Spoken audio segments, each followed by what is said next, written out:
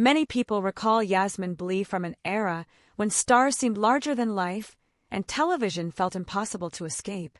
When older photos or bold fashion moments resurface online, especially those labeled with phrases like G-Strlng or left nothing to the imagination, the internet reacts as if something shocking has just been uncovered. But in reality, very little is new. Most of the time, these images already existed. What's new is the framing. Someone finds a picture, adds an exaggerated caption, and waits for the reaction to roll in.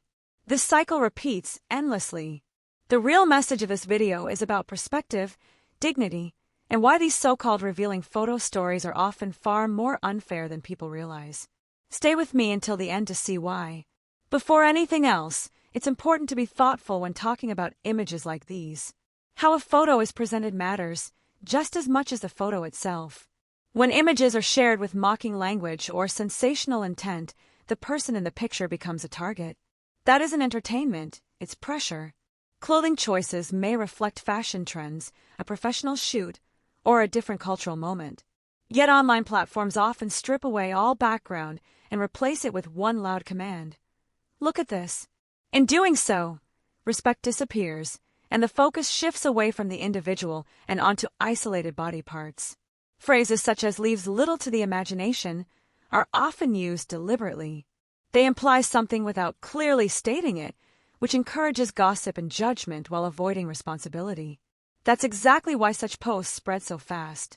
They invite people to stare, comment, and forget that the subject is a real person.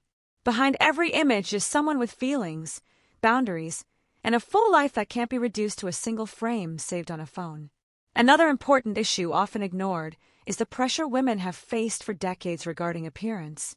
There were times when daring fashion was heavily promoted by magazines, television, and advertising. It sold stories, boosted ratings, and shaped expectations. Then, when trends changed, the same culture acted shocked and turned judgmental. That contradiction is deeply unfair. Women were criticized for dressing conservatively and criticized again for dressing boldly. Either way, someone else tried to control the narrative. Photos also fail to tell the whole story. An image captures a split second, not emotions, intentions, or circumstances. It doesn't show what led up to that moment or what followed. It doesn't reveal conversations, agreements, or consent. Yet headlines make it seem like one glance explains everything. In a world where images are constantly reused without context, people believe they understand the full story when they don't. Consent matters greatly. There is a difference between photos released as part of a public project, such as a magazine shoot, and images shared without approval or respect. Choosing how you appear is not the same as having that choice taken away.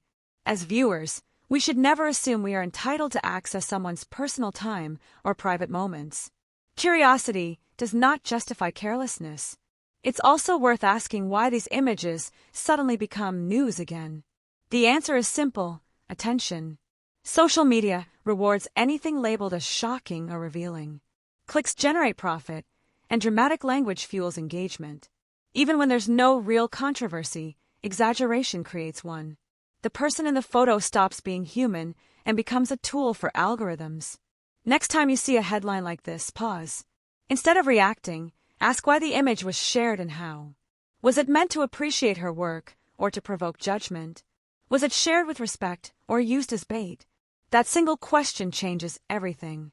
If you appreciated this kind of thoughtful, respectful discussion, please like, subscribe, and comment the word respect below.